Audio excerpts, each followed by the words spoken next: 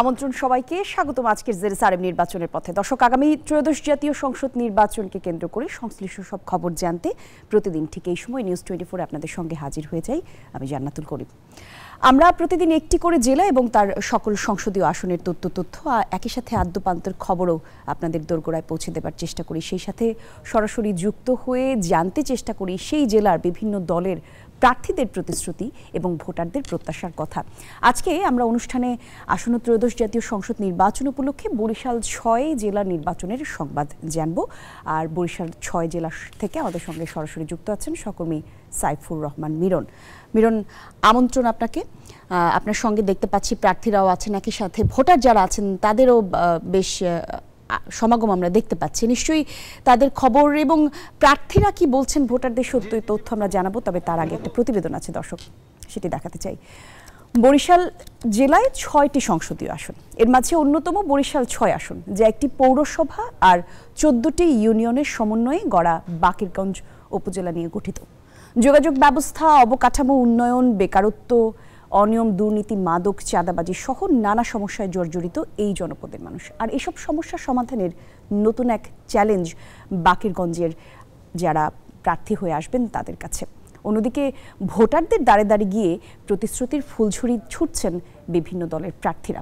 আর এবার সবাই সুষ্ঠু এবং ভয়হীন পরিবেশে ভোট দিতে পারবেন এমন প্রত্যাশা সুশীল সমাজের প্রতিনিধিদের। দেখব প্রতিবেদনে। বাকেরগঞ্জের ইতিহাস মূলত একটি প্রাক্তন জেলা ও বর্তমান উপজেলাকে কেন্দ্র করে গঠিত। ইতিহাস থেকে জানা যায়, আগা বাকের খাঁর আগমনের পর দক্ষিণের এই জনপদ বাকেরগঞ্জ নামে পরিচিতি লাভ করে।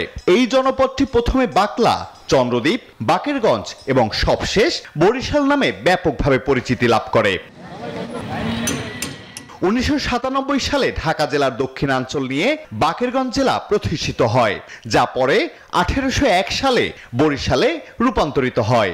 1993 সালে বরিশাল বিভাগ সৃষ্টির পর জেলা নামটি বিলুপ্ত হয়ে যায় এবং বর্তমানে এটি একটি উপজেলা হিসেবে পরিচিত। বাকেরগঞ্জের আয়তন 411.36 বর্গ কিলোমিটার। মোট ভোটার 3,10,900 জন। এর মধ্যে পুরুষ ভোটার 1,57,256 জন এবং নারী 1,53,627 জন। নতুন ভোটার 15,391 জন। যোগাযোগ ব্যবস্থা, বেকারত্ব, মাদক, অবকাঠামো উন্নয়ন ও নদী ভাঙন এই অঞ্চলের প্রধান সমস্যা ও সংকটগুলোর মধ্যে অন্যতম। স্বাধীনতার পরে এই অঞ্চল থেকে সরকারের নীতি নির্ধারণী পর্যায়ে অনেকেই থাকলেও বরাবরই বঞ্চিত দক্ষিণের এই জনপদ। বিশেষ করে উপজেলা সদরের সাথে বেশিরভাগ ইউনিয়নের যোগাযোগ ব্যবস্থা খুবই নাজুক। বেকার সমস্যা সমাধান, মাদক নির্মূল এবং তরুণদের অগ্রাধিকার দেবেন এমন জনপ্রতিনিধি নির্বাচিত করতে চান ভোটাররা। এখানে অসংখ্য বেকারত্ব আছে। যারা শিক্ষিত বেকার আছে তারা চাকরির সমস্যা আছে, কর্মসংস্থানের সমস্যা আছে। আমরা চাচ্ছি যে বাকেরগঞ্জ এমন একজন প্রার্থী হোক যাতে আমাদের বাকেরগঞ্জের উন্নয়ন হয়। সৎ, যোগ্য এবং যে সৎভাবে কাজ করবে সেরকম একটা প্রার্থী আমরা চাই। একটা রিক্সা চালামু, রোডগার ভালো না চালাম কেমনে, রোডগার তো লাগবে। যারা এই করবে এগোতে পড়তে। প্রার্থীরাও ভোটারদের প্রত্যাশা পূরণে নানা প্রতিশ্রুতি দিচ্ছেন। দল ক্ষমতা আসলে কৃষক এখন ন্যায্যমূল্য পায় না, সেই ন্যায্যমূল্য কীভাবে পেতে পারে সেটা একটি উপায় আছে। 1 কোটি যুবককে বেকার যুবককে চাকরি দেওয়ার ব্যবস্থার কথা আমরা ঘোষণা করেছি। 1 কোটি মাকে হেলথ কার্ড দেওয়ার কথা ঘোষণা করেছি। জনগণ যদি আমাদেরকে খেদমতের দায়িত্ব দেয় তাহলে ইনশাআল্লাহ আমরা এই বাকেরগঞ্জের উন্নয়ন করতে পারবো এবং 5 বছরের ভিতরে বাকেরগঞ্জের একটা বিরাট পরিবর্তন হবে ইনশাআল্লাহ। শিল্পায়ন গড়ে তোলার জন্য অথবা অর্থনৈতিক অঞ্চল তৈরি করার জন্য বিশেষ করে ভোলা থেকে গ্যাস এনে বরিশালের মেইন স্ট্রিমের সাথে মানুষদেরকে একত্রিত করে আমরা একটা কর্মসংস্থানের লক্ষ্যে কাজ করব। সচেতন মহল বলছেন, সুষ্ঠু ও ভয়হীন পরিবেশে ভোট অনুষ্ঠানের ব্যবস্থা নিশ্চিত করা গেলেই পূর্ণতা পাবে ভোট উৎসব। যথেষ্ট প্রশিক্ষিত, ওনার সংবিধান জানতে হবে, ওনার আইন জানতে হবে, মানে কিভাবে জনগণের মধ্যে ইন্টারাকশন করতে পারি এবং আন্তর্জাতিকভাবে এই দেশকে কিভাবে তুলে ধরতে পারি সেগুলো ওনার জানতে হবে। সেরকম একজন প্রার্থী আমরা চাই। সারা বছর প্রাকৃতিক দুর্যোগের সাথে মোকাবেলা করা দক্ষিণাঞ্চলের মানুষের ভাগ্য বদলে কাজ করবে এমন ব্যক্তিকেই জনপ্রতিনিধি নির্বাচিত করতে চান এই জনপদের মানুষ। আলহাদি খান, নিউজ 24।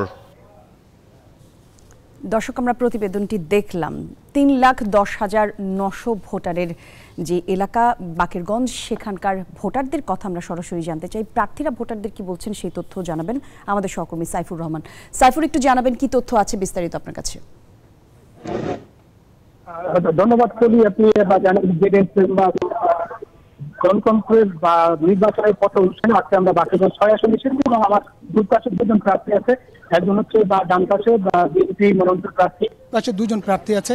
একজন হচ্ছে বা ডান পাশে বা বিএনপি মনোনীত প্রার্থী জনাব আবুল হোসেন খান এবং অন্যদিকে বাম পাশে আছে জামাত মনোনীত প্রার্থী জনাব মাহমুদুন নবী তালুকদার। দুজনই কিন্তু এখানে এসেছেন, তারা নানান রকম কথা বলছেন। আমরা একটু কথা শুনতে চাই যে ভোটারদের জন্য নানান রকম সমস্যা আছে বাকেরগঞ্জে। আপনি প্রথমত আমরা বিএনপির নেতা এবং সাবেক এমপি আবুল হোসেন খানের কাছে জানতে চাই যে কি প্রথম প্রাধান্য দেবেন ভোটারদের জন্য? ধন্যবাদ আপনাকে, ধন্যবাদ মাহমুদুন নবী তালুকদারকে, আমাদের প্রার্থী। আসন্ন নির্বাচনে আমি বাকেরগঞ্জের এই 14টি ইউনিয়ন পৌরসভার যে গত 17 বছর এটা স্বৈরাচারী সরকার ক্ষমতার থাকা অবস্থায় গ্রামে গঞ্জে কোনো উন্নয়ন হয় নাই। গ্রামের রাস্তাঘাট খুবই খারাপ। এই গ্রামের অবকাঠামো উন্নয়নের দিকটা আমি প্রথম আমি এটাকে দিকে গুরুত্ব দিব। দ্বিতীয়ত, দেশে একটা মাদক মুক্ত, গত স্বৈরাচারী সরকারের সময় তৃণমূল পর্যায়ে মাদক প্রসার লাভ করছে, এইটাকে বন্ধ করব এবং টোটাল বাকেরগঞ্জ থানায় আমি যখন সংসদে ছিলাম বা সন্ত্রাস মুক্ত ছিল, এই সন্ত্রাস মুক্ত হবে এবং একটা দুর্নীতিমুক্ত প্রশাসন, দুর্নীতিমুক্ত পরিবেশে যেন জনগণ তার সেবা পেতে পারে, সেই ব্যবস্থা আমি প্রাধান্য দেব। ধন্যবাদ। আমরা একটু জানতে চাই জামায়াতে ইসলামী বাংলাদেশের যে প্রার্থী জনাব মাহমুদুন নবী, মূলত বাকেরগঞ্জে নদী ভাঙন সহ নানান রকম অসঙ্গতি রয়েছে, উন্নয়ন বঞ্চিত। আপনি কি প্রাধান্য দেবেন আপনার ভোটারদের জন্য? কি প্রাধান্য পাবে আপনি নির্বাচিত হলে? আসসালামু আলাইকুম রহমতুল্লাহ। আমার পক্ষ থেকে নিউজ 24 আপনাকে এবং আপনার পরিবারকে ধন্যবাদ। সাথে সাথে আজকের আমাদের সাথে রয়েছেন বাংলাদেশ জাতীয়তাবাদী দল বিএনপির মনোনীত প্রার্থী, আমার একান্ত প্রিয় মানুষ জনাব জননেতা আবুল হোসেন খান।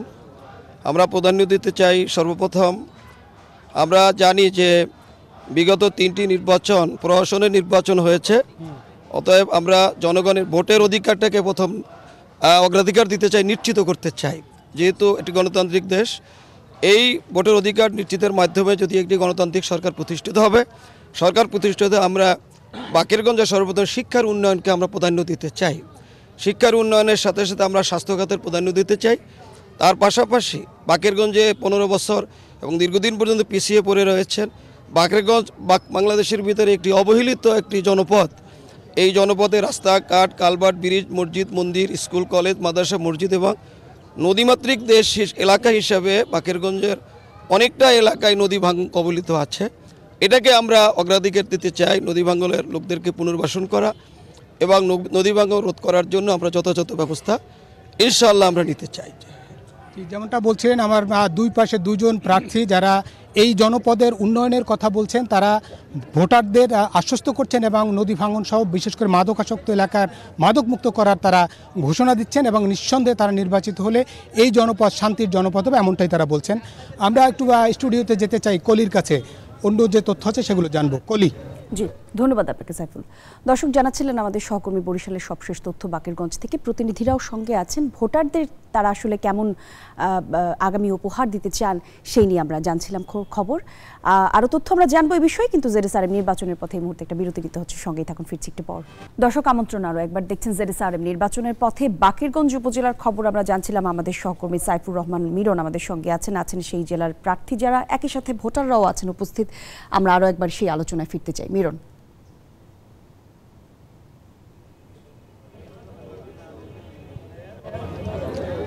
কলি আপনি আবারও আমরা একটু প্রার্থীদের কাছে যেতে চাই যে তারা আগেও বলছিলেন উন্নয়নের খবর নানান রকম কথা বলছেন, আবার একটু যেতে চাই যে সংক্ষিপ্ত আকারে যদি বলেন যে আবুল হোসেন খান যে আর কি উন্নয়ন কর্মসংস্থান সহ নানান সমস্যা রয়েছে এই অঞ্চলে কি গুরুত্ব পাবে আর আপনার কাছে? আপনারা জানেন যে আমাদের দলের ভারপ্রাপ্ত চেয়ারম্যান জনাব তারেক রহমান রাষ্ট্র কাঠামো মেরামতের জন্য 31 দফা দিয়েছেন। এই 31 দফার মধ্যে এই বাংলাদেশের 18 কোটি মানুষের এই রাষ্ট্রে একটা কল্যাণ রাষ্ট্র প্রতিষ্ঠার জন্য যা করা দরকার সব কিছু এখানে আছে। বিশেষ করে এখানে কৃষকের জন্য বলা হয়েছে কৃষকের উৎপাদিত ও পণ্য সুরক্ষা দিয়ে কৃষি পণ্যের মূল্য নিশ্চিত করা। এর উনি একটি দফা বলেছেন সবার জন্য স্বাস্থ্য এবং সার্বজনীন চিকিৎসা ব্যবস্থা করা এবং 1 কোটি মাকে স্বাস্থ্য কার্ড দেওয়া, যে কার্ডের মাধ্যমে ওই ফ্যামিলি তার বিনা পয়সায় চিকিৎসা পাবে। দ্বিতীয়ত আছে যুব উন্নয়ন, বেকার যুবকদের জন্য বেকার ভাতার ব্যবস্থা আছে, নদী ভাঙনের কথা আছে, খাল খননের কথা আছে। আমরা জানি যে 31 রাষ্ট্র কাঠামোর 31 দফায় অনেকগুলোই আছে। আমরা একটু জানতে চাই যে জামায়াত প্রার্থী যিনি আছেন তার কাছেও ছোট্ট করে একটু জানতে চাই যে নারীদের জন্য বা অন্যান্য কাজ কর্মসূচি আর বাড়তি কি কর্মসূচি থাকবে যদি আপনারা নির্বাচিত হন? জি, আপনাকে অসংখ্য ধন্যবাদ। জামাত ইসলামী ইতিমধ্যেই একটি কল্যাণ রাষ্ট্র গঠন করার জন্য ব্যাপক কর্মসূচি হাতে নিয়েছে। বিশেষ করে কৃষিখাতকে উন্নয়ন করার জন্য তারা ব্যাপক কর্মসূচি আছে এবং নারী শিক্ষাকে অগ্রাধিকার দেওয়া এবং নারীদের অধিকার নিশ্চিত করা, যেটা আমাদের সংবিধানে নিশ্চিত করা হয়েছে। আমরা দেখছি পদে পদে নারীদেরকে বিপণন পণ্য হিসেবে আপনার ব্যবহার করা হচ্ছে। আমরা এখান থেকে তাদেরকে উঠিয়ে নিয়ে নারীদের ইজ্জত আবরুর সম্মান রক্ষার। জি সাইফুর, ধন্যবাদ আপনাকে। দর্শক, আমাদের সহকর্মী সাইফুর ইসলাম মিরন জানাচ্ছিলেন বাকেরগঞ্জ উপজেলার খবরাখবর। জেডিএসআর নির্বাচনের প্রতিদিন ঠিক এই সময় আমরা হাজির হয়ে যাই একটি করে উপজেলা নির্বাচনের খবরাখবর এবং সেখানকার প্রার্থীদের ভোটারদের কাছে যেই প্রতিশ্রুতি সেই সকল তথ্য নিয়ে আপনাদের কাছে আগামী আয়োজন দেখার আমন্ত্রণ রইল। ধন্যবাদ সবাইকে, আজকে এখানে বিদায় নিচ্ছি।